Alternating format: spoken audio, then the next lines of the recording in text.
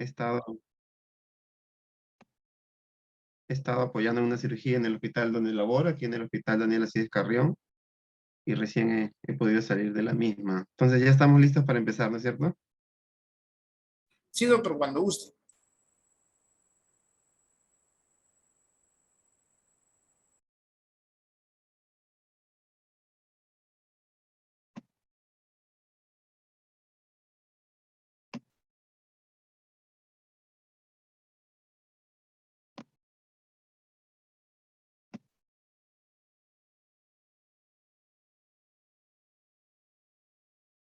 No sé si se puede observar, ¿se puede apreciar? Sí, doctor, se ve bien. Ok, ok. Entonces, empezamos. El día de hoy nos llama a la reunión lo que es este protocolo de manejo inmediato de la emergencia obstétrica, que va a tener aplicación en el ámbito nacional. Encontramos que esto ya está protocolizado en normas técnicas y en guías de manejo, y está dentro de nuestra normativa nacional, ¿no? Básicamente estamos hablando de las claves obstétricas, roja, azul y amarilla. Quien les habla es el doctor Anthony Jarro Zapata Ortega, trabajo en el Departamento de Ginecología y Obstetricia aquí del Hospital Daniel Alcides Carrión del Callao, ¿no? De la Iglesia Callao. Básicamente el día vamos a tener solo unas diapositivas de referencia, y vamos a hacerlo más que todo como un conversatorio. Vamos a tratar de conversar, tener puntos fijos, claves, para, para así poder entender este tema que es amplio. Realmente cada punto tiene bastante más por leer y profundizar, pero básicamente trataremos de dar la orientación en lo que es las claves obstétricas, ¿no? Roja, azul y amarilla. Entonces, esto tiene su antecedente en protocolos diseñados por el doctor Raúl Estuardo Arroyo Tirado y un equipo técnico en el Centro Materno Perinatal de Tarapoto, ¿no? Era un establecimiento de referencia en el área materno perinatal de la región San Martín, y surgen como respuesta a problemas de diferente índole, ¿no? Presentados en el servicio, pues. Esto de aquí, y obviamente también es de interés nacional, el Ministerio de Salud, en cumplimiento con los Objetivos de Desarrollo del Milenio, y ha firmado varios compromisos suscritos por el Estado peruano en el ámbito, sobre todo, con participación de las Naciones Unidas, y ha planteado como meta reducción de la mortalidad materna infantil. La última revisión de metas más o menos ha sido del 2015, más o menos con reducción de metas, aún no dentro de las esperadas, pero con una mejora básicamente casi del 40-50%. Y en coherencia con estos compromisos, durante los últimos años, el Ministerio de Salud ha considerado como prioridad política sectorial la reducción de la mortalidad materna y neonatal, ¿no? Desarrollando diferentes actividades para contribuir con el logro de estas metas o objetivos del milenio, ¿no? Entonces, como parte de sus esfuerzos, han ido surgiendo equipos técnicos de la Dirección General de Salud, desde el Ministerio de Salud, y se han elaborado diferentes documentos normativos, ¿no? Uno último de ellos es el 2019, que es la Guía Técnica para práctica clínica de atención de emergencias obstétricas y según nivel de capacidad, ¿no? Resolusivo y sus anexos. Es una guía amplia, más o menos 157 hojas, y tiene antecedentes de años anteriores, ¿no? 2011, 2005, 2004, donde se han ido mejorando las guías de normas técnicas, ¿no? Estos protocolos van a tener siempre unas condiciones previas a la aplicación de estas claves, ¿no? Va a ser casi como activar un servicio, un estado de alarma, cada una de estas claves, ¿no? Donde el equipo a cargo, personal de salud a cargo, va a intentar, va a activar cada clave eh, mencionando por su color, ¿no? Por su código clave, ¿no? Obviamente el personal debe tener entendido o en ese momento estar capacitado con todo el contenido de cada clave, de cada una de estas claves, ¿no? Que es el objetivo de lo cual hoy día nos llama, ¿no? Entonces, todos van a verse o involucrados en la activación de las claves en el centro de salud, sobre todo si es que tiene aplicación en sus serums o si es que trabaja en un primer nivel de atención, y va a ser diferente en cada nivel de atención, ¿no? Mientras más especializado se encuentre, obviamente va a haber personal más capacitado que pueda, sobre todo especialistas, ¿no? Pero si no, generalmente en un centro de salud van a encontrar personal técnico, y un médico general, si es que ya es 1 o 2 para arriba, o 1 o 2 ampliado para arriba, van a encontrar enfermera, pueden encontrar obstetriz, odontólogo, dependiendo si es ampliado o no. Básicamente, si el personal de turno debe saber el contenido de los carteles correspondientes, tanto en el anverso como reverso, todo lo que esté dentro de la clave, que ya lo iremos revisando, Y si el establecimiento dispone del personal, todos deben estar teniendo una actividad correspondiente para la atención de la paciente. Y básicamente tienen que organizarse, ¿no? Es importante también tener actividades como esta que preparen al personal de salud hasta que puedan dominar la aplicación de cada una de las claves, ¿no? Lo cual va a determinar pues su comportamiento y el éxito de cada clave, ¿no? Entonces, básicamente, las tres claves que se van a revisar son la clave roja, azul, amarilla, ¿no? Bien, en la clave roja, básicamente está comprendido por el manejo o el conocimiento de lo que es el shock hipovolémico, que va a ser un síndrome clínico agudo, caracterizado por hiperperfusión tisular, que produce cuando existe una disminución crítica de la molemia eficaz, o sea, del flujo sanguíneo que puede llegar como aporte a los diferentes órganos, ¿no? Este flujo sanguíneo, obviamente, habla de volemia eficaz porque cada órgano va a tener un flujo sanguíneo destinado a que llegue un transporte adecuado de oxígeno y nutrientes.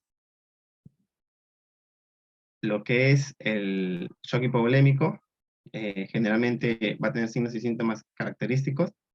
Va a llegar una paciente con pérdida profusa de sangre vía vaginal y o con antecedente de pérdida de fluidos corporales. Generalmente van a encontrarla ya con taquicardia, que va a ser cuando tenga ya una pérdida sanguínea considerable, con un pulso mayor de 100 por minuto. Recordemos que los valores normales del pulso pueden ir básicamente de 80 a 100, ¿no? Entonces, por encima de eso ya lo estamos llamando taquicardia, ¿no? Y por encima de 80 hablamos de bradicardia, ¿no? Puede o no tener alteraciones de la conciencia y puede o no existir hipotensión, ¿no? A veces en los primeros momentos aún no se evidencia, pero cuando aparece estaríamos hablando de una presión arterial menor de 90-60, ¿no? Oliguria también como un signo que podría presentarse o podría estar mencionado en las pacientes, ¿no? Entonces, el cuadro clínico va a depender mucho de la pérdida, la intensidad, la cantidad de sangre que pierda la paciente, ¿no? Y esto va a estar más o menos comprendido, dividido en varias clases que son incluso de utilidad en la UCI, en hospitales, están en la última guía o norma técnica o de práctica clínica del 2019, y básicamente va a permitir tomar o entendimiento de que conforme va perdiendo mayor volumen sanguíneo, va apareciendo eventos compensatorios del cuerpo para suplir esa pérdida de sangre, ¿no? Si se mantiene esta pérdida de sangre, esto va a ser un evento secuencial, ¿no? La clase 1, si continúa, si no lo evidenciamos, si no nos percatamos, va a venir una clase 2, una clase 3, de la intensidad de esta pérdida sanguínea con los correspondientes síntomas, ¿no? Por ejemplo, en la clase 1, es una paciente con pérdida de volemia menor al 15% de total sanguíneo. Vamos a encontrar que todavía el pulso en esta paciente se va a encontrar normal, va a estar menor del 100 latidos por minuto. La presión arterial también en posición supina, o sea, acostada, mirando hacia arriba, va a ser una presión normal también.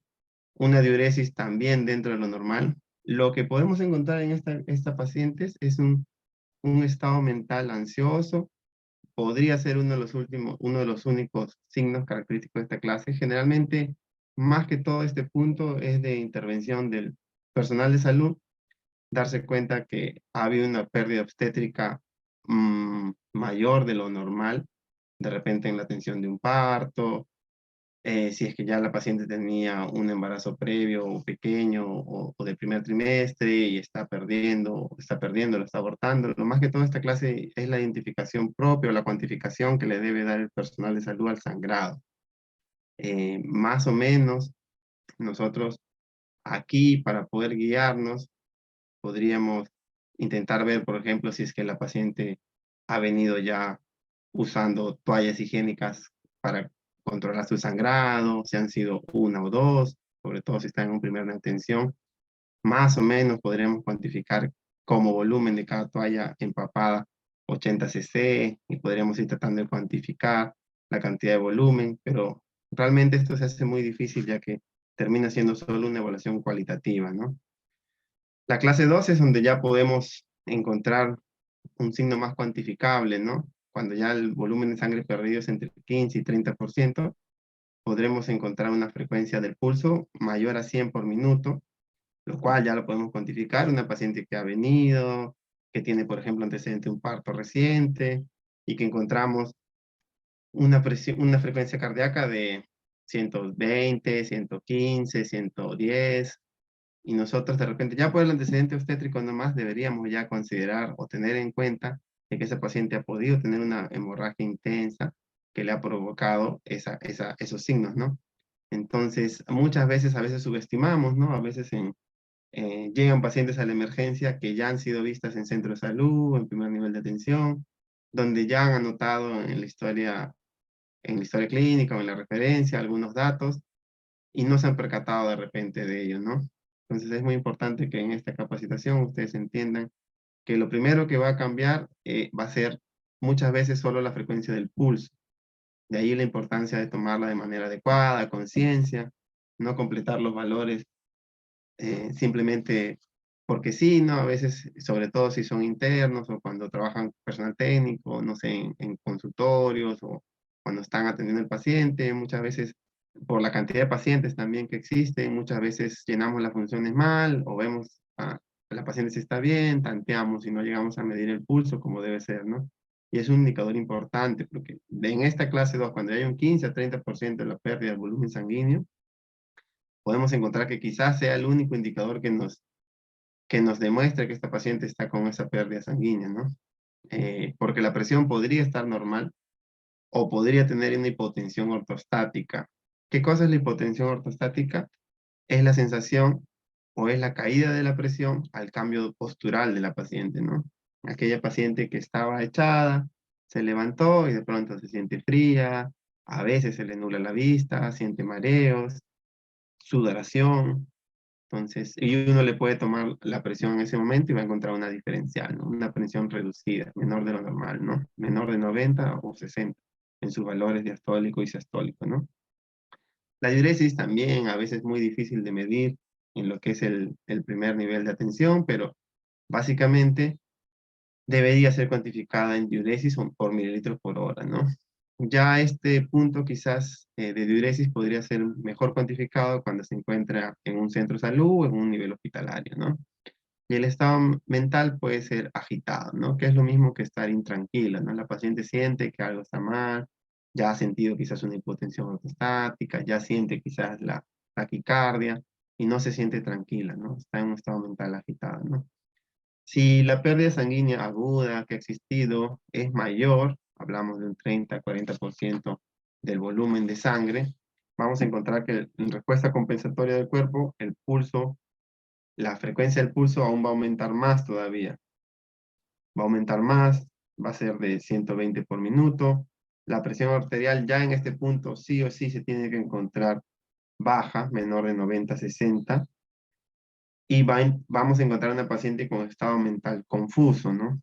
El estado mental confuso es una paciente que daba los datos o demora en dar datos adecuados. No, señora, ¿cómo se llama? Ah, ya te puede responder una cosa por otra. Ese es un estado mental confuso, básicamente, ¿no? Es básicamente también de percepción. Cuando es una clase 4, que ya es un volumen de pérdida sanguínea mayor del 40%, vamos a encontrar que la frecuencia del pulso se ha alterado más aún, ya vamos a encontrar la presión arterial también baja, y lo que lo va a diferenciar de la otra clase es el estado letárgico, ¿no? Es una paciente que ya no responde a veces, que ya no, ya a pesar de los estímulos o de llamarle, a veces no responde al llamado, ¿no? Sobre todo. Y estamos hablando más o menos en que, por ejemplo, cuando hablamos del volumen sanguíneo, estamos hablando de que una persona adulta más o menos tiene entre 5 a 6 litros de sangre, ¿no? Más o menos es la cantidad. Hay fórmulas también por superficie corporal, pero básicamente, y de esa manera también podríamos ver, ¿no? Si es que ha perdido, por ejemplo, si la volumen puede ser más o menos como una persona, el peso en kilogramos de la paciente y multiplicarlo más o menos por 70 mililitros. Eso más o menos va a ser el 7-8% del peso corporal neto, ¿no? Si es que tenemos de la paciente, también lo podríamos calcular de esa forma, ¿no? Y ya a partir de ahí podemos considerar, ¿no? Ya toda hemorragia mayor de 500 ya estaríamos considerando, tendríamos que considerarla, de 500 mililitros deberíamos considerarla importante, ¿no? Pero eso ya lo debemos estimar nosotros, básicamente cualitativamente en la atención de las pacientes, ¿no? Entonces, va a haber varias formas de dividir las hemorragias obstétricas, ¿no? Algunos van a decir interna o externa, por la presencia o no de sangrado, por la visualización o no del sangrado, porque van a tener también una clínica diferente, ¿no? Interna, básicamente, hablando de la parte obstétrica, vamos a hablar de los embarazos ectópicos, ¿no? Rotos o complicados, los cuales, pues, gran cantidad de estos no evidencian un sangrado, no hay un sangrado visible, ¿no? Vía vaginal.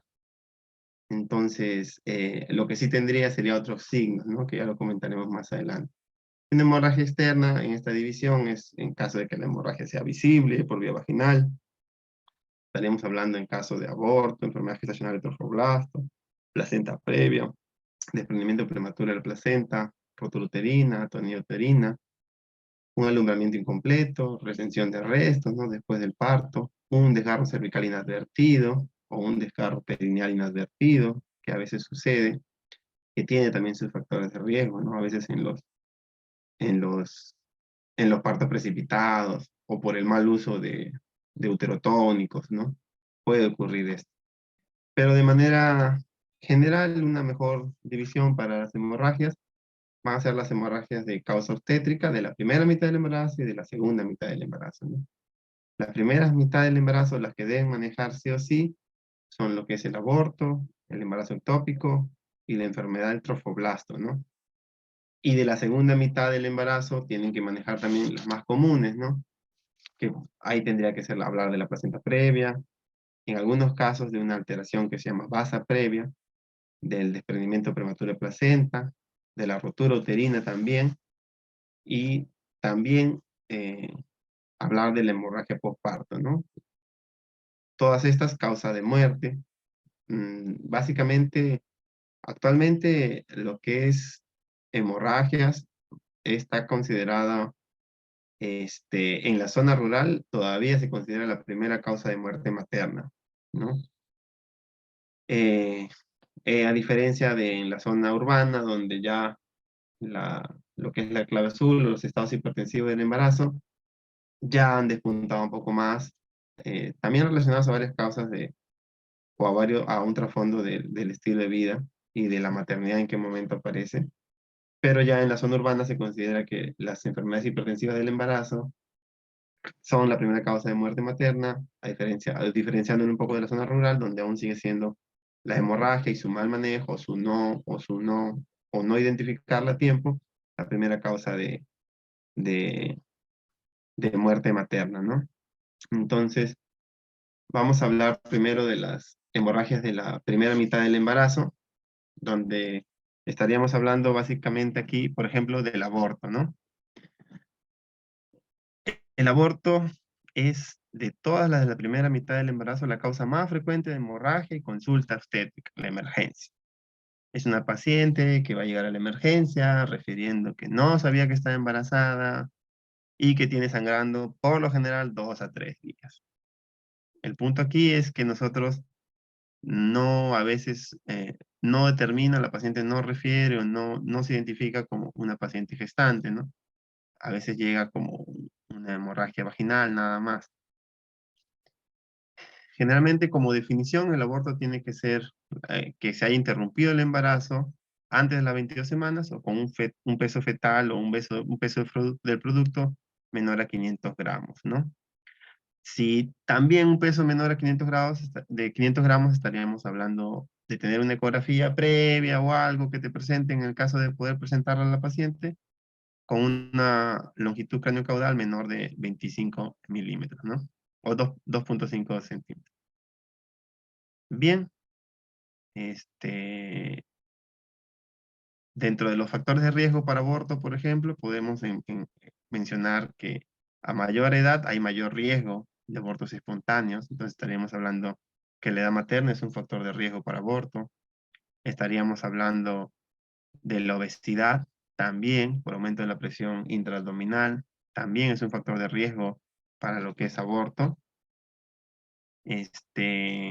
También existe asociación de aborto con tabaquismo y con alcohol como hábitos de consumo materno, previo incluso al embarazo, o no saber que, que estaba embarazada y estar consumiendo, ¿no? También se consideran factores de riesgo asociados, ¿no?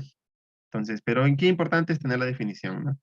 Que va a ser la interrupción del embarazo antes de las 22 semanas y el peso fetal va a ser menor a 500 gramos. Importante también, ¿por qué es estos datos? Porque con estos, si trabajan o si están en un nivel hospitalario, si es una gestante menor de 20 semanas o menor de 500 gramos, no necesita un certificado de función fetal o no es considerado óbito fetal, ¿no? Podría mandarse la muestra o debería mandarse la muestra a patología, pero ya evita el tema de la presentación de certificado de función fetal, por ejemplo. ¿Ya? Dentro del aborto también se puede considerar un aborto precoz y un aborto tardío, ¿no? El aborto precoz es cuando es menor de las 22 semanas, menor de las 12 semanas, y el aborto tardío es un embarazo que ya tiene más de 12 semanas, incluso ¿no? hasta las 22 semanas, eso se considera un aborto tardío, ¿no? O sea, una paciente que tiene una gestación de 19 semanas y aborta es considerado un aborto tardío, ¿no? Lo más común, si el aborto es lo más común de las hemorragias del primer trimestre, de la primera mitad, el aborto precoz es el más común de estos, ¿no? El 80% casi de los abortos van a ser abortos precoces, menor de 12 semanas. El 20%, por ende, va a ser la otra parte, ¿no? Si ustedes dicen por qué sucede esto de acá, usualmente el aborto precoz más frecuentemente se va a asociar en estudios a que ese producto, ese embrioncito, venía con alguna alteración genética, ¿no? Trisomías, por ejemplo. Y en los abortos tardíos, más que todo se asocia a un factor materno, ¿no? Puede ser, lo más frecuente es incompetencia cervical, conizaciones, ¿no? Que básicamente, a diferencia de otros, van a ser cambios o van a producir en la mamá, en la madre, cambios cervicales indoloros, ¿no? Recurrentes. Entonces, ¿cuándo sospechamos de que es una paciente abortadora recurrente? Cuando tiene, por ejemplo, más de 3 abortos seguidos, son indoloros, la paciente desea el embarazo pero los pierde y tiene estos antecedentes, ¿no? Puede ser conización o puede ser antecedente de tener varios abortos, ¿no? Y de los precoces, lo más frecuente es que tenga alguna alteración genética, ¿no? Trisomía autosómica es lo más frecuente. Y también asociado a obesidad, también puede ser factores maternos general para el aborto, también tenemos que indagar diabetes mellitus, hipotiroidismo, ¿no? Algún problema endocrino de la madre, infecciosos también, puede ser lo que es el TORCH, ¿no? Infección de toxoplasma, rubiola, citomegalovirus. Infecciones también pueden existir que condicionen aborto, ¿no? Sobre todo aquellas por clamidia, histeria. También pueden ser asociados los abortos a algún problema físico de la madre, ¿no? Por ejemplo, la presencia de miomas, una mujer con miomas submucosos, o sea, que están para la luz del útero, puede ser también que esto dificulte o que tenga un mal endometrio, que no permita una buena implantación y produzca miomas, ¿no? Y de los más comunes también y preguntados está el síndrome antifosfolipídico también. Pero hoy va a ser una mujer abortadora, que va a tener también trombosis de las venas, y en exámenes en sangre va a encontrarse otros valores positivos, ¿no? Como anticardiolipina, anticoagulante lúpico, pero eso más es para nivel hospitalario, ¿no? Pero entonces tenemos un aborto, que ustedes lo van a definir así, como una paciente con una interrupción que ha venido, le sacan su edad gestacional, tiene 22 semanas o menos, ¿no? Y si ya trae el producto en sus manos, sangrando, y pesa menos de 500 gramos, entonces todo esto puede ser, son signos o definiciones para que usted, señora, o a la paciente le indique que ha abortado, ¿no? Pero la clínica del aborto como hemorragia de la primera mitad va a ser un sangrado, una hemorragia que puede ser leve o profusa, y siempre va a ser acompañada de dolor. Ubicación hipogastro, ¿no? O sea, dentro de los 9 cuadrantes del abdomen, estaríamos hablando del hipogastro, ¿no? Por encima del pubis y la parte central, ¿no? Entonces, ahí básicamente, este, estaríamos hablando de que es la clínica más frecuente, ¿no? De ahí tendríamos una clasificación también para, dependiendo de ciertas características del aborto, podríamos considerarlo aborto inevitable, completo, incompleto, retenido, diferido, y con algunas características más, un aborto séptico, ¿no? El aborto inevitable va a ser cuando la paciente presente ya rotura de membranas con pérdida de líquido amniótico, ¿no? Que va a tener olor característico, ¿no? Como a lejía, así, ¿no? Y al tacto vaginal va a presentar un cuello uterino dilatado, ¿no? De repente esto es lo único con lo que viene, ¿no? Menor de 20 semanas, 22 semanas, solo tiene pérdida de líquido, dolor, y le hacen un tacto y el cuello uterino ya no se encuentra cerradito, ¿no? Al tacto va a estar permeable un dedo, permeable dos dedos, va a estar, o ya peor aún, dilatado, con dilatación. Entonces, de repente no ha sangrado todavía ni ha expulsado, o ha expulsado unos cuantos coágulos, pero ya esto se considera aborto inevitable, ¿no?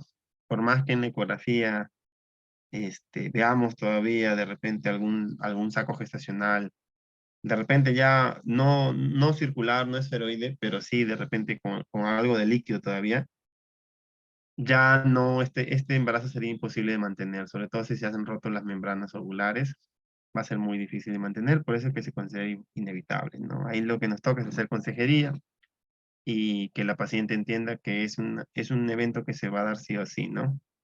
Ya lo que tratamos de hacer es guiar el proceso básicamente y después valorar, ¿no? Los restos que puedan quedar. Este, Después, lo que es un aborto cuando ya se produce puede ser completo o incompleto. Lo que es un aborto completo es cuando ya existe eliminación total del contenido, que puede ser verificable por una ecografía transvaginal. Y el incompleto cuando aún podemos encontrar contenido dentro del útero, ¿no?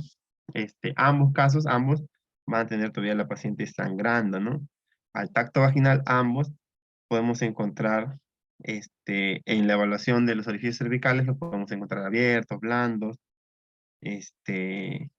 y el sangrado que puede ser en coágulos o puede ser profuso, ¿no? El aborto retenido, deferido, es un embrión o feto, ¿no? Eh, ¿Qué diferencia embrión o feto? Básicamente el periodo en que está, ¿no? Embrión es en el proceso de desarrollo todavía en el cual está formando todavía órganos, y feto es cuando ya formó todo eso. Punto más o menos ahí ocurre o termina de formarse el organogénesis entre las 8 o las 10 semanas, ¿no? Entonces hasta ahí nos consideramos un embrión, señores, un embrión, y por encima de eso ya le podemos estar refiriéndonos al producto como feto, o simplemente decirle producto, ¿no? Para evitar quizás está hablando de bebito, su bebito se ha muerto, que a veces es también traumático para la mamá, ¿no? Entonces, o la gestante. Entonces, un aborto retenido es un embrión o feto muerto antes de las 22 semanas, pero el producto es retenido, ¿no? Ese diagnóstico básicamente va a ser por ecografía, ¿no? Porque ya a partir de las 6 semanas existe lo que es latido cardíaco, ¿no? Del feto. Entonces, ya si no lo encontramos, entonces, y obviamente ya no va a haber desarrollo, ya es un producto que no tiene vida, no hay vitalidad. Y hay también, si es, pues, podemos concluir o sacar su fecha de última regla y tener una edad gestacional discordante con la edad de medición del embrión, ¿no? Ecográficamente. También ahí podemos encontrar que es un aborto retenido. Y puede ser, si tiene más de 8 semanas todavía, es diferido, pero es prolongado, ¿no? Este, Hay que tener mucho cuidado con los abortos retenidos porque se pueden asociar con síndrome de coagulación intravascular diseminada, ¿no? Por un proceso que ocurre a nivel como cascada, por procesos químicos o sustancias que se identifican en la sangre. Entonces sí se convierte en una emergencia y también hay que conducir, sobre todo manejar el cuellito y tratar de conducir este proceso, ¿no? Y lo que es el aborto séptico va a ser una complicación infecciosa grave del aborto, ¿no? Generalmente ocurre cuando ha habido manipulación externa, ¿no? Cuando se ha llevado el germen de la parte externa a la parte interna. Gran parte de estos abortos sépticos son manipulados, ¿no? Son abortos provocados, la gran mayoría de estos, ¿no? Entonces, ahí es donde van a tener la mayor cantidad de complicación infecciosa sobre todo, ¿no? Entonces, básicamente, para definir el tipo de aborto en el que estamos, tenemos que hacer una buena exploración física de la paciente, ¿no? El tacto vaginal aquí va a ser muy importante para poder definir, ¿no? Ante cuál aborto nos encontramos, ¿no? Obviamente, para hablar de aborto, ya hemos definido que la hemorragia vaginal de la mujer es asociada a embarazo, ¿no? Podemos tener una prueba de beta-HCG, una ecografía previa, donde nos diga que estamos hablando de un embarazo, ¿no? Este, aquí el tacto vaginal, como les decía, va a ser importantísimo definir uno u otro, eh, ya que cuando hablamos de un cuello abierto, por ejemplo, algunos podrán decir, no, pero doctor, se habla del OCE, del OSI.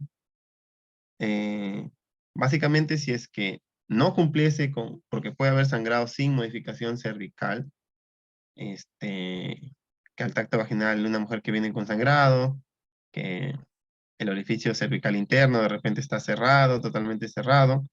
Entonces, podríamos estar hablando ahí, por ejemplo, para diferenciarlo, podría ser una amenaza de aborto. ¿No, señora? Al tacto nomás, señora. Así usted tiene sangrado, sí, ya vi su ecografía, pero el cuellito está cerrado.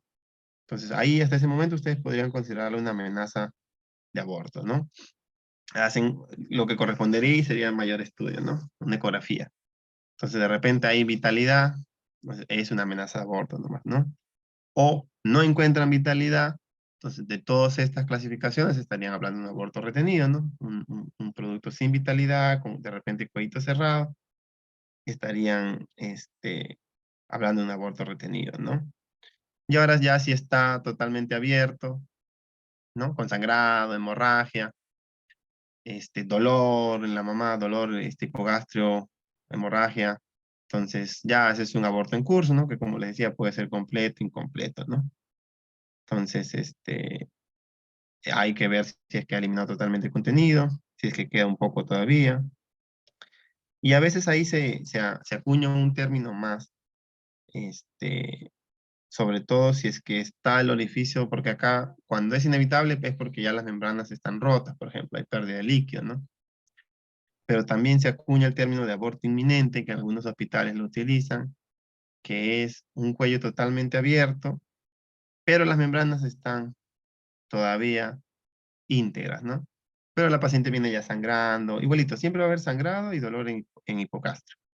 Pero de repente ustedes hacen tacto, tienen un cuello abierto, pero palpan membranas íntegras, ¿no? No hay pérdida de líquido, no hay una sustancia como líquido amniótico. Ahí podría acuñarse, se acuña el término de un aborto inminente, ¿no? Porque las membranas están íntegras, pero el cuellito ya no está totalmente abierto, ¿no? Y hay sangrado sobre todo, ¿no? Y básicamente esa es la clasificación de lo que es el aborto. Siempre iría para lo que es la ecografía transvaginal y a partir de ahí de la ecografía nosotros tendríamos claro cuál podría ser el manejo, ¿no? Antiguamente todo aborto iba alegrado, ¿no? Hoy por hoy hay otras técnicas donde ya no necesariamente todas van alegrado, ¿no? Sobre todo vamos a ver en el contenido, cuando son abortos completos o incompletos, si es que tiene menos de 15 milímetros de contenido, ¿no? O sea, diferenciamos la línea endometrial, diferenciamos el útero, vemos el contenido, y si encontramos un contenido menor a 15 milímetros, esa paciente tranquilamente podría ir a tratamiento médico con pastillas para que termine de expulsar y su posible control ecográfico en 7 a 10 días. Básicamente para ver, porque las pastillas también pueden hacer que la paciente elimine. En ese caso, dependiendo de la tolerancia de la paciente, podríamos usar también misoprostol para que la paciente termine de expulsar, porque el misoprostol colocado vía vaginal o también tomado vía oral va a terminar de hacer dilatación del cuello uterino y va a generar ciertas contracciones, lo cual va a ser estímulo suficiente para que si es menor a 15 milímetros, se termine por eliminar todo, ¿no? También existen procesos naturales para que el cuerpo termine de purgar todo esto. Ahora, si el contenido en el aborto incompleto es de mayor de 15 milímetros, si es muy sintomático, muy doloroso, mucho sangrado, porque incluso hay guías, sobre todo la guía Barceló, la guía española, que también le pueden dar chance a tratamiento médico si es que no es muy sintomático, ¿no? Si es que es muy sintomático, sí se pueden realizar procedimientos o se necesitaría realizar aparte un procedimiento evacuatorio. Hoy por hoy existe lo que es el AMEU, que es el aspirado manual endouterino, que básicamente utiliza la jeringa de Karman para úteros de 12 centímetros o menos. Estaríamos más o menos en relación a que se podría utilizar en los abortos precoces.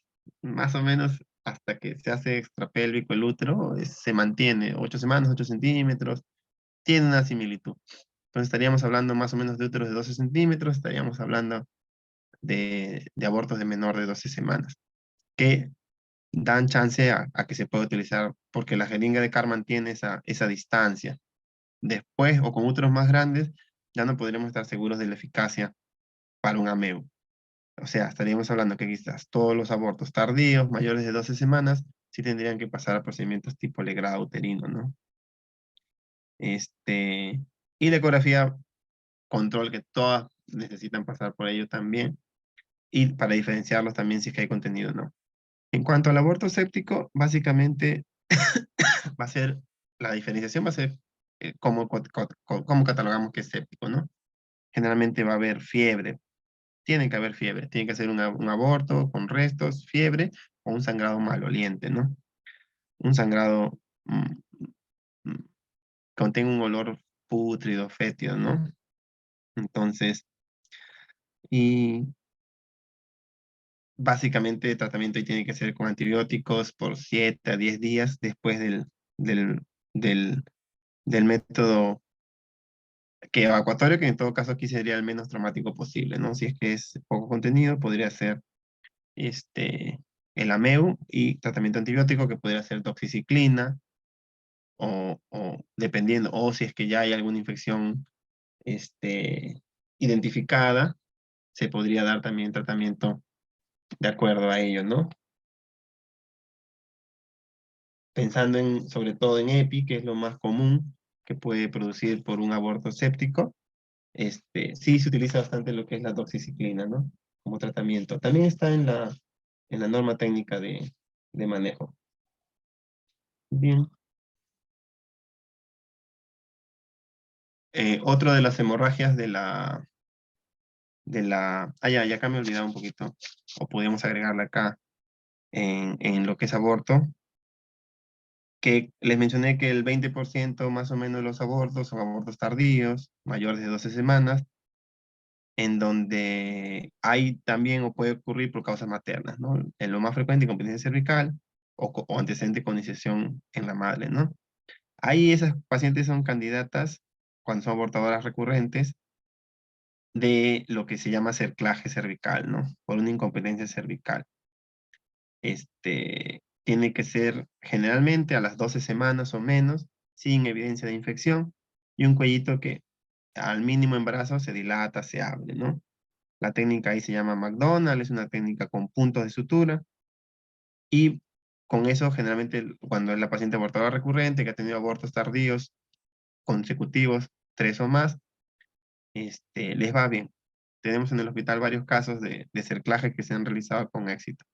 Pero esa paciente tiene que tener varios abortos tardíos, ser identificada como una incompetencia cervical, un cuellito que no retiene los embarazos, que no hay otra causa, ¿no? Mioma u otra causa. Posiblemente tendríamos que trabajar en ella también lo que es la obesidad, porque el aumento de la presión intraabdominal también propicia que se pierdan o que tengan estos abortos tardíos. O sea, tenemos que hacer dieta nutricional y un cerclaje, ¿no?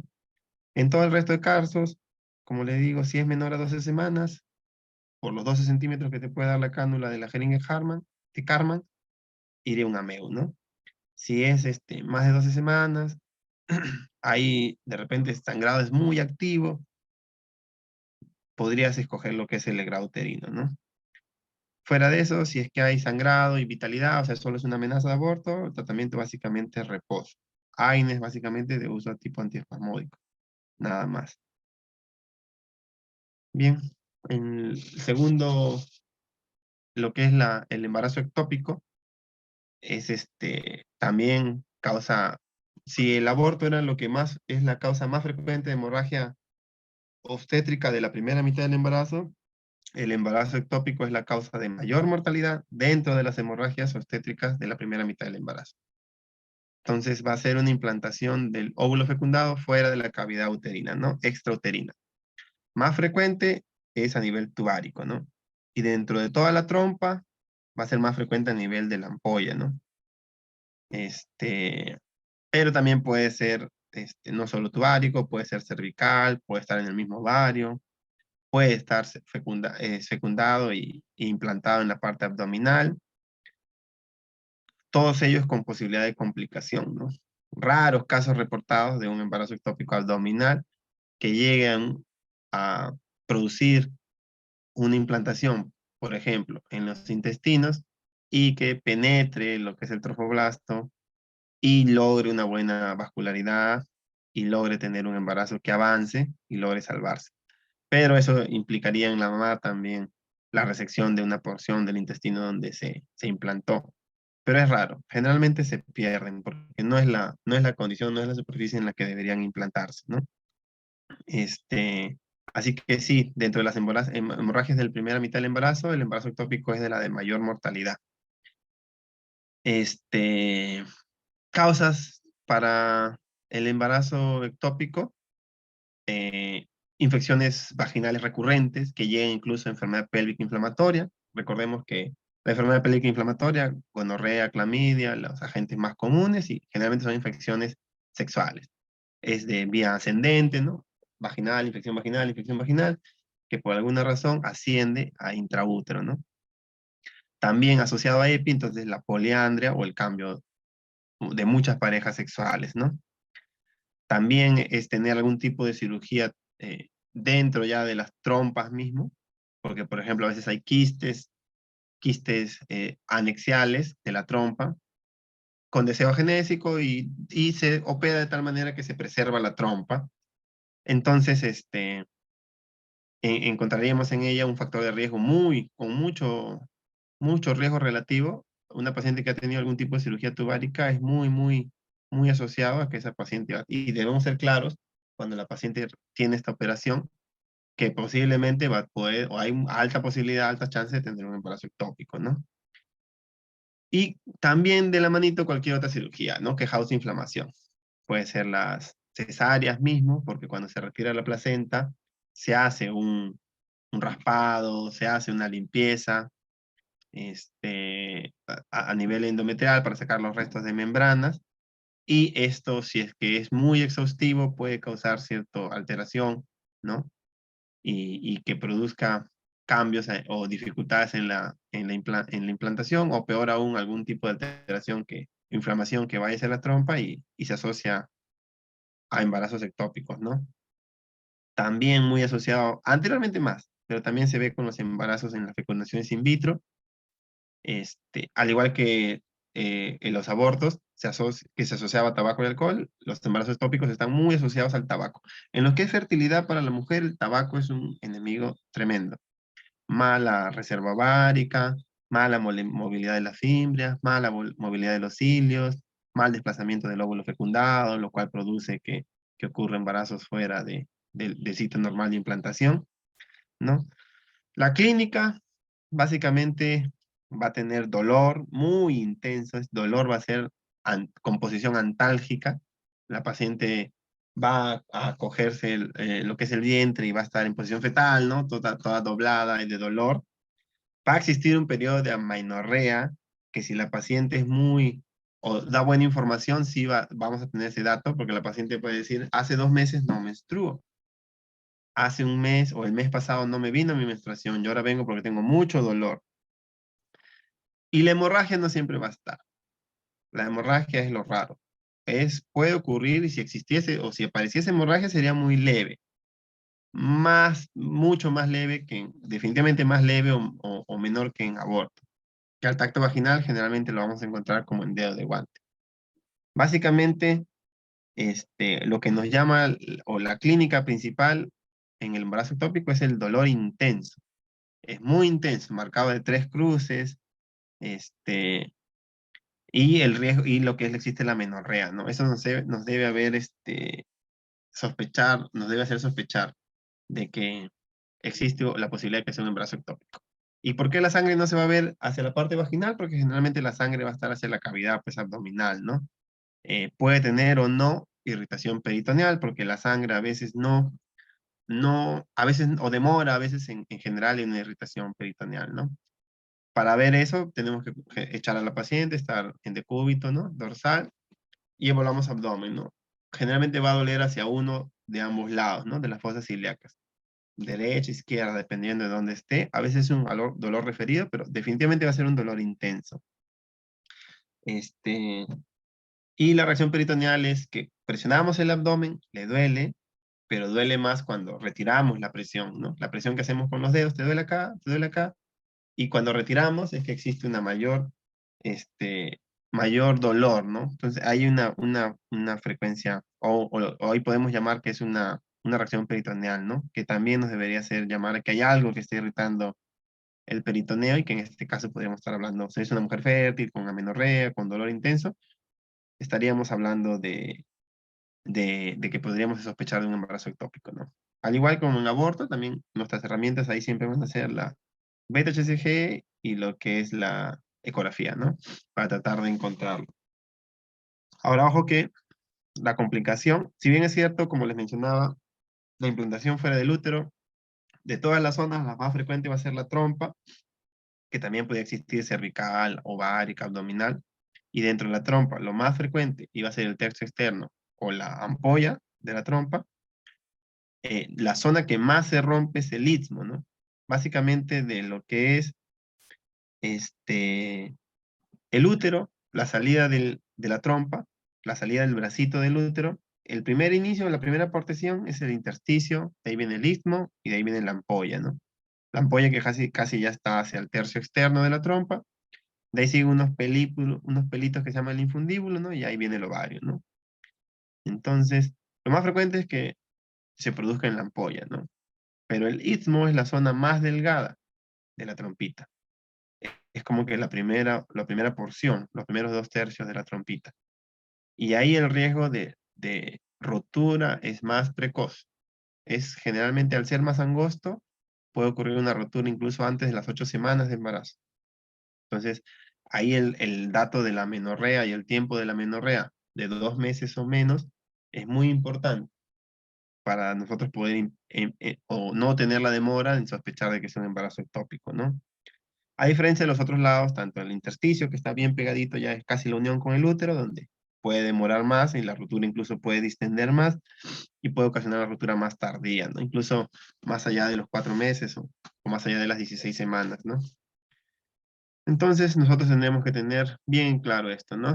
Y definitivamente un embarazo ectópico es complicado cuando se rompe, ¿no? Origina la hemorragia y no complicado en caso de que no se haya roto, ¿no? Y nuestra presunción diagnóstica debe ser una mujer en edad fértil, con dolor, amenorrea, y puede no haber hemorragia, ¿no?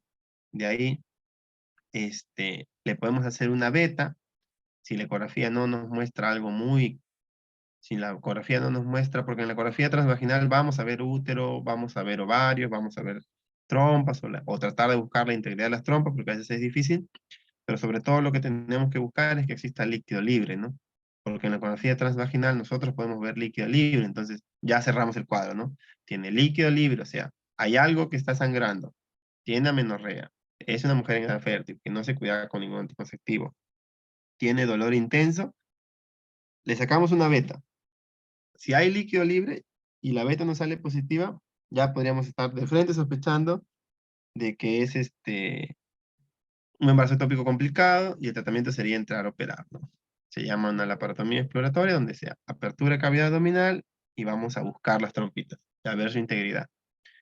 la gran mayoría de veces se tiene que extirpar la totalidad de la trompa, ¿no? La paciente se queda sin una de las dos trompas, que se llama una salpingectomía, ¿no?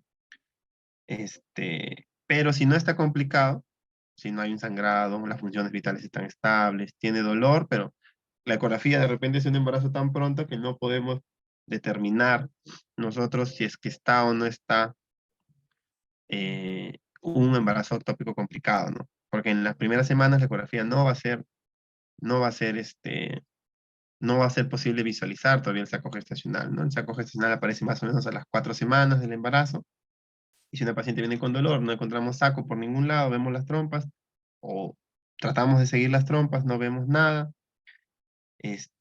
no hay cambios en la frecuencia cardíaca ni nada, no hay, o no hay gran cantidad o no hay líquido libre, podríamos estar pensando de uno que es no complicado y podríamos dejarla para observación. Aquí la beta-HCG básicamente va a mandar, ¿no? La beta-HCG tiene un comportamiento normal que duplica, ¿no? Cada 48 horas. En el embarazo ectópico generalmente no duplica, ¿no? Esa también es una característica que nos hace sospechar, ¿no? Porque si nosotros no encontramos saco, y encontramos las trompas normales, no lo hemos complicado, podemos decir, no, de repente es un embarazo incipiente, de repente está cumpliendo recién 4 semanas, y no va a haber nada para yo tratar, ¿no? Obviamente en ese caso no hemos logrado ver masa en las trompas, ¿no? Entonces le sacamos una beta. O de repente es un embarazo abdominal, ¿no? En el embarazo abdominal va a haber dolor, es cierto. El sangrado no, de repente no es tanto, no lo estamos evidenciando, pero viene por lo mismo, ¿no? Edad fértil, dolor, amenorrea, ecografía transvaginal, no encontramos nada por ningún lado. Beta es menor de 1500, entonces nos da dudas, ¿no? Mayor de 5, menor de 1500, nos da dudas todavía. Abdominal podría ser. Si es que existe un embarazo por ahí, tendría que duplicar, ¿no? El hecho de que un embarazo normal duplica la cantidad de beta. Un embarazo ectópico no, y en 48 horas un control de beta-HCG encontraríamos que aumenta, pero no duplica. Eso nos acercaría más a que tenemos que hacer una laparotomía exploratoria para buscar, porque en algún lado debe estar un embarazo ectópico, ¿no? Porque si duplicase en 48 horas, estamos teniendo un mes nomás, o sea, 4 semanas de amenorrea, de repente todavía no vemos saco gestacional, podríamos observarla para ver si aparece saco, porque muchas veces el dolor viene por otras causas, y el embarazo fuera de sitio que impresionamos o que sospechamos no lo es, ¿no? Aparece, pasan las 4 semanas y aparece en fondo, aparece el saquito gestacional y se va desarrollando, ¿no? Entonces, cuando no son los no complicados, podemos ver, y si sobre todo se sospechamos de un embarazo ectópico no complicado, que no está en trompas y no lo podemos ubicar, la beta va a ser un marcador importantísimo para ello, para tratar de diferenciar, ¿no? Y lo otro es si es que sí encontramos la masa, ¿no? Encontramos la masa en una trompa, ponte, en la trompa derecha, hay una masa grande, está la beta positiva, la hormona beta-HCG positiva, está dolor, amenorrea, mujer en edad fértil, ya estamos encontrando por ecografía la masa, y vemos el útero totalmente vacío con una masa ahí en una de las trompas, este, ya entonces estamos sospechando definitivamente de un embarazo ectópico. Ahora, si no está complicado, este, podemos darle chance todavía a tratamiento oral con tratamiento médico, pero tiene que ser una paciente estable, como los embarazos sísmicos son los que se rompen y es más o menos 8 semanas, tenemos que estar hablando de la aparición de un saco gestacional que sea en promedio de menor a 4 centímetros, a 40 milímetros, para que sea eficaz el tratamiento médico. No debe haber latido cardíaco, porque aquí en el Perú no está, o sea, no podemos dar mientras exista latido cardíaco tratamiento porque estaríamos dando algo abortivo. Y no debe haber líquido libre, ¿no? No debe haber líquido libre en la cavidad. Entonces, ahí el tratamiento sería metrotexate, ¿no? Metrotexate se va a dar tratamiento más o menos de 1 miligramo por el kilo de peso de la paciente, básicamente, o por superficie corporal, también se puede dar su dosificación y se le hace seguimiento generalmente al cuarto, séptimo día, sobre todo del dosaje de la beta-HCG, que debe disminuir. Si no, podemos darle una segunda dosis. Ahora, siempre que se le planteen estos tratamientos, la paciente debe estar de acuerdo de recibirlos, porque el metrotexate genera también efectos secundarios, ¿no? Genera básicamente efectos a nivel del hígado, ¿no? A nivel del hígado. Y la dosis es una dosis prácticamente normal, ¿no? Es una dosis que se utilizaría también, la que es la de superficie corporal, o es de 50 miligramos por superficie corporal, que generalmente sale unos 73, unos 70 y tantos, y se termina dando la aplicación del metotrexate, ¿no? Que puede aplicarse vía intramuscular, no hay ningún problema, pero nos va a marcar la eficacia del tratamiento, básicamente seguir midiendo la hormona beta-HCG al cuarto, séptimo día. Y nosotros debemos esperar que nuestra beta que teníamos de base, de la basal, disminuya al menos un 15% o más, ¿no? En estos controles, para nosotros poder decir que es eficaz. Si nosotros hemos dicho, ¿sabes qué? El tratamiento fue eficaz, se le sigue haciendo tratamiento con control de beta-HCG seriado semanalmente, hasta que encontramos, semanalmente, hasta que encontramos que los niveles de beta ya se negativizan, ¿no? Puede demorar 4, 5 a 6 semanas. Si no mejora o si no hay esa reducción del 15% con metotrexate, podríamos pensar en darle una segunda dosis de metotrexate. Pero como le digo, explicándole al paciente que existen varios efectos adversos, sobre todo a nivel hepático, la caída de pelo, hay que vigilar las transaminasas en la paciente o todo un perfil hepático para darle metotrexate. Si es que no, si es que tenemos una paciente inestable, con reacción peritoneal, está probablemente con una hemorragia activa, entonces estamos pensando que la paciente está inestable y que el tratamiento ahí es quirúrgico. Entra a una laparotomía exploratoria, ¿no?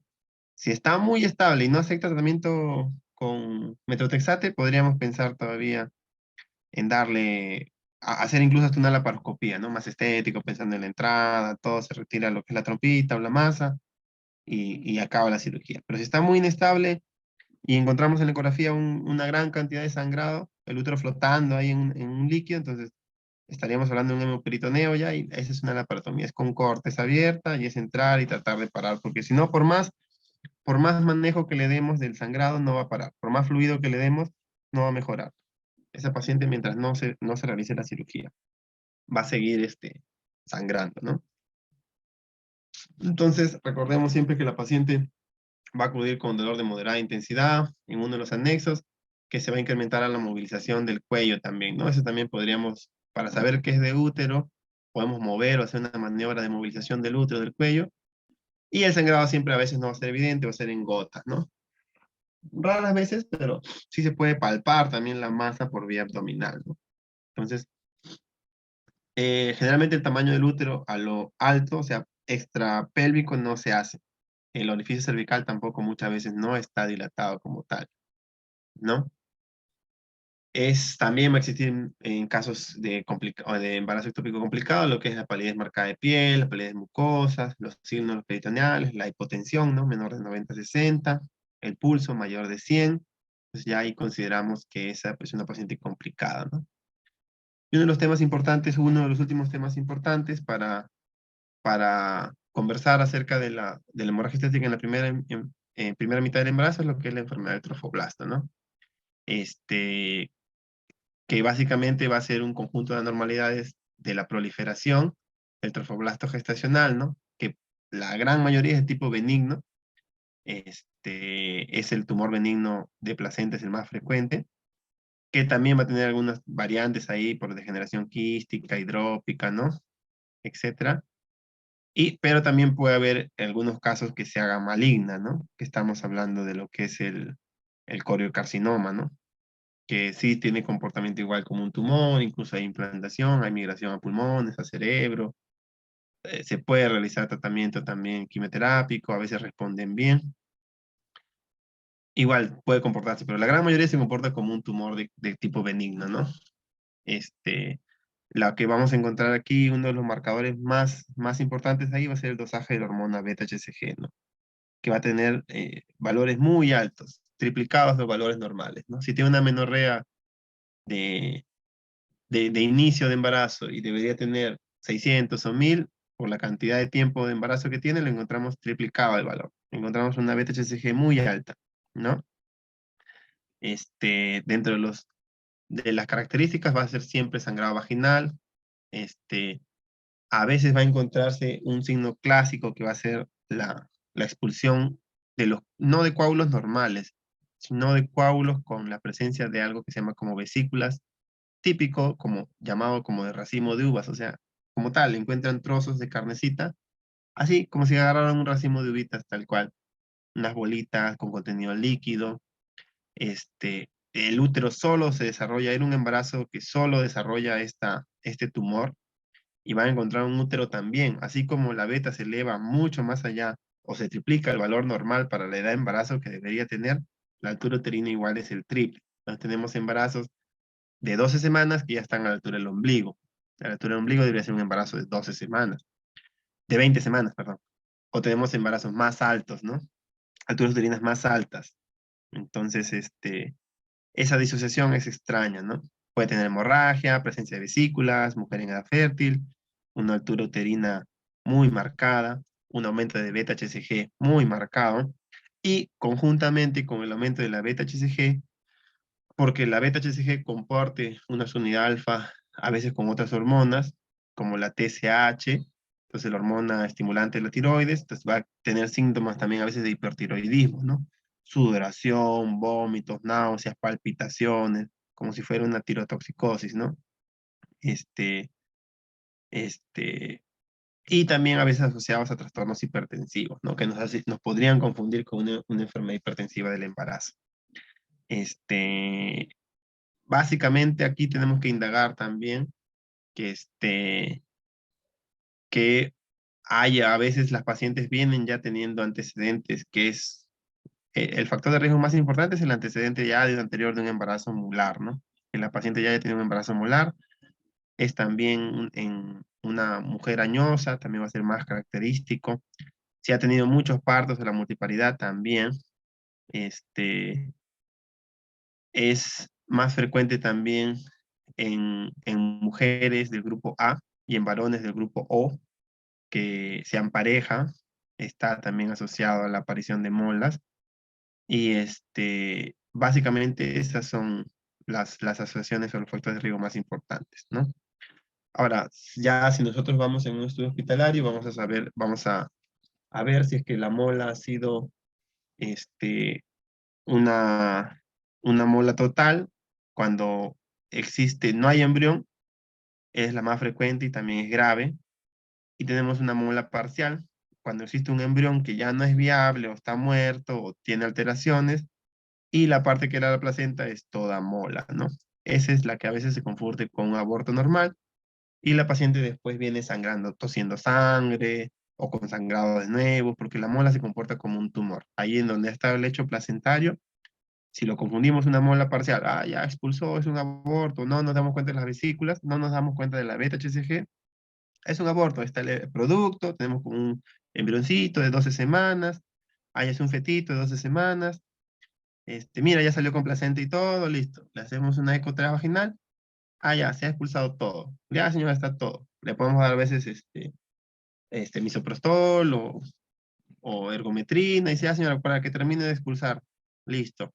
No hay sangrado mucho, o le pasamos volumen, o le pasamos una transfusión, si te encontramos anémica, ya, listo. Confundimos un embarazo, una mola parcial con un aborto completo, ¿no? Y la paciente vuelve al tiempo porque del lecho donde ha estado implantada la mola, vuelve a crecer arracimado como vesículas, como racimo de uva, tumoración, vuelve a crecer la altura uterina, y se ha migrado por vía sanguínea. Tenemos en pulmones muy común y en cerebro, ¿no? Puede convulsionar, y en pulmones puede haber tos, hemotisis o tos con sangre, ¿no? Entonces ya en el estudio de la mola ya va a haber casos de que haya una carga genética alterada, no se forma, no se une bien el espermatozoide con el óvulo, o tenía un óvulo sin carga genética, llega el espermatozoide y se duplica solo la carga del espermatozoide, lo cual va a generar una alteración, porque cromosómicamente lo podemos estudiar la mola, ¿no? Y a veces es una mola diploide o 2N con carga 2N, como si fuese un 46XX. Entonces los cromosomas vienen alterados, ¿no? Y a veces tenemos un ovocito con carga y tiene la implantación de 2 espermatozoides, lo cual hace una carga triple, ¿no? Entonces eso a veces se llama dispermia, ¿no? Que es un fallo en la reacción de zona, porque cuando el espermatozoide entra en un óvulo, en teoría ya debería cerrarse y no dejar que ningún otro espermatozoide entre, ¿no? Pero existe a veces un fallo en esta reacción de zona y entra más de un espermatozoide y ahí tiene una carga triploide, ¿no? La genética de esa mole a veces es 69, XXY, XXX. Entonces, es alterado por todo, cromosómicamente está alterado, ¿no? Entonces, ahí vamos a hacer una ecografía transvaginal también, y tenemos una paciente igual, ¿no? Una paciente con hemorragia, con una altura muy alta, una beta-HCG demasiado alta para el embarazo que tiene, amenorrea, con todo. Y hacemos una ecografía transvaginal y encontramos un panal de abejas, se le llama, es una masa dentro del útero, como si fuesen con huequitos, ¿no? Huequitos negros. Tormenta de nieve, racimo de uvas, así le llaman, ¿no? Tratamiento va a ser muy parecido a lo que es el aborto, ¿no? Si es menor de 12 semanas, se le puede hacer un AMEO, pero se le tiene que hacer un control y seguimiento de los valores de beta-HCG, ¿no? Y si está inestable, más de 12 semanas, no somos tan conservadores. Si es inestable, si es mayor de 12 semanas, hacemos legrado, ¿no? A veces hay una, una cureta especial en algunos hospitales que incluso es aspirativa, ¿no? Ahora, todas estas pacientes deben pasar por oncología también para su posterior seguimiento, ¿no? Ya ahí el oncólogo determinará si es que se hace o no se hace algún tratamiento especial con ellos, ¿no? Pero en la primera mitad del embarazo, básicamente esto deberíamos tenerlo claro nosotros dentro de las 13 semanas, a causas en las cuales una paciente no se nos puede escapar, por cual una paciente podría estar sangrando, ¿no? Entonces, esta de aquí ya continuaríamos con lo que son las, las, las enfermedades o las hemorragias de la segunda mitad del embarazo, ¿no? Ya son embarazos mayores, son embarazos más grandes, más de 13 semanas, 26 semanas. Entonces, tendríamos a encontrar lo que es la placenta previa, el desprendimiento prematuro de placenta y a veces hasta lo que es la rotura uterina, ¿no? Lo que es la placenta previa es una inserción anormal de la placenta en el segmento uterino inferior, pudiendo ocluir total o parcialmente el orificio cervical interno, ¿no? Puede ser total, parcial o marginal, ¿no? Clínicamente se caracteriza por un embarazo con un sangrado activo, rojo rutilante, rojo vivo, que puede iniciarse desde el segundo trimestre del embarazo, puede ser en escasa o mayor cantidad. Generalmente sin dolor y asociado a un útero que no tiene un aumento de tono, ¿no? Ustedes para sospechar de placenta previa deben pensar siempre en el contexto de una mamá sin síntomas. Es una mamá asintomática, pero tiene sangrado. Y eso lo van a ver más tarde y lo van a considerar en una mamá sintomática con sangrado, ¿no? Pues estamos hablando de la segunda mitad del embarazo ya. Estamos hablando de pacientes de 30 semanas, 26 semanas. Entonces, en este caso va a haber una paciente asintomática. Ese va a ser un punto importante que ustedes deben considerar para placenta previa. Es una placenta, una mamá totalmente tranquila, solo viene porque ha sangrado. La paciente solo viene, doctor, ¿qué pasó? Generalmente, y más frecuente, se da en el tercer trimestre, de 26 semanas para adelante. La paciente llega tranquila, sin dolor, sin nada, pero ha sangrado. Asociaciones o factores de riesgo para la placenta previa, también la cirugía cesárea, los legrados uterinos, tener antecedente de alguna operación de la cavidad uterina, como miomectomías, que sea muy adulta una paciente, bueno, o que un embarazo sea su primer embarazo mayor de 35 años. También se ve una asociación en el Perú que existe más presentación de placentas previas, se asocia a vivir en altura. Más o menos a 3.000 metros sobre el nivel del mar se ve también una mayor asociación con placenta previa, ¿no? Entonces va a ser una paciente básicamente con una hemorragia llamada benigna, ¿no? tú le haces también al control al fetito, y el fetito a veces está bien, no hay alteración en los latidos cardíacos fetales, la mamá está sin síntomas, pero hay un sangrado, un sangrado, un sangrado, un sangrado. Rojito vivo, rojo vivo. Esa es su clínica principal. Es un sangrado indoloro. El útero no tiene contracciones. El color de la sangre que ustedes van a ver va a ser rojo rutilante, rojo vivo, ¿no? A veces se autolimita. Doctor, yo ya he venido sangrando 2 veces, así, y de ahí para. Sangro y paro. Entonces, aquí, en esa sospecha, a ver señora, qué raro. Una paciente sin síntomas, sin dolor, que viene con sangrado, un embarazo ya avanzado. Segunda mitad del embarazo. Antes de hacer un tacto, bajo esa sospecha, primero tendrían de tratar de buscar lo que es la ecografía, ¿no? Y la ecografía en la placenta previa, pues ya van a ver la distancia, lo que hay al OSI, ¿no? Al OSI, entonces el cuello uterino por dentro se llama OSI, ¿no? El orificio cervical interno. Entonces, si está totalmente tapado por la placenta, esa es una placenta total, ¿no? Está totalmente cubierto. Que esta oclusiva va a ser de las placentas previas realmente la más frecuente, ¿no? Y después, de las que no tapan totalmente el orificio de salida del útero, que es el OSI, son las no oclusivas, ¿no? Que puede ser consideradas de inserción baja nomás, cuando todavía hay una distancia de 2 centímetros desde el OSI hasta el borde menor o el borde más cercano de la placenta, ¿no? Hay una distancia de 2 centímetros todavía, hay 2 centímetros, lo miden con el ecógrafo, eso se llama una placenta de inserción baja, ¿no? Tratamiento, ahí es hacer mayor seguimiento ecográfico en la paciente y hay posibilidad de orientarla hacia un parto vaginal todavía. Y si está muy al borde del óseo o menor en los 2 centímetros, se considera marginal. O sea, ya de inserción baja, 2 centímetros o más, o 2 centímetros, y está la placenta ahí, inserción baja. Entre los 2 centímetros y el OSI, marginal. Ambas podrían ir hacia el parto vaginal, pero tendrían que hacerse en un seguimiento ecográfico y tendría que la madre autorizarlo, ¿no? Y ya las que son oclusivas, que ya está, no solo en contacto con el OSI, sino que entra ya la línea que no puede estar tapando todo el orificio, pero ya la mitad, que es parcial o total, esas sí tendrían que ir siempre a cesárea, ¿no? No hay chance de darle otra salida a esa paciente. Mucho cuidado en las placentas previas que se encuentran a nivel del segmento y que tienen la gran mayoría de placentas previas antecedentes de cirugías cesáreas, legrados, etcétera. Mucho cuidado pues con las incrustaciones de las placentas, ¿no? Podemos estar hablando de acretismo placentario, también hay que tener mucho cuidado.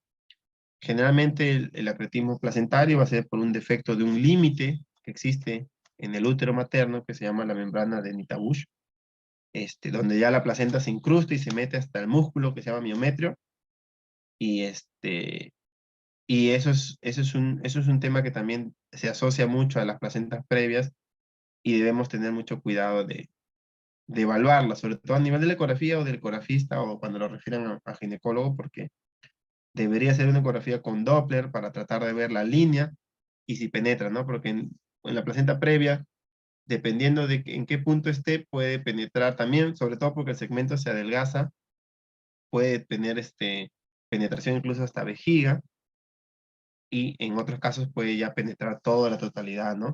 Ahí dependiendo, pues si es si está adherida al miometrio, generalmente le llamamos ácreta. Íncreta es cuando invade la totalidad del miometrio, pero no sale fuera de ella, ¿no? Hipercreta es que ya sale, llega hasta la serosa, o sea, ya ha penetrado desde la cavidad uterina hasta casi fuera, ¿no? Y estos de acá generalmente van a tener siempre complicaciones, ¿no? La placenta previa se complica básicamente con eso, ¿no? Pero para la placenta previa van a tener una hemorragia de la segunda mitad del embarazo, con una mamá sin síntomas y un bebito que está tranquilo. Un sangrado rojo rutilante, rojo vivo. Muchas veces que hay varios episodios ya de sangrado que se han autolimitado, ¿no? La mamá no va a tener contracciones, no va a tener dolor. Eso es lo más común. A diferencia del DPP. El desprendimiento prematuro de la placenta, que también es una hemorragia de la segunda mitad del embarazo, va a tener una mamá sintomática. con dolor, a veces hasta con shock, con la presión hipotensa, vas a tener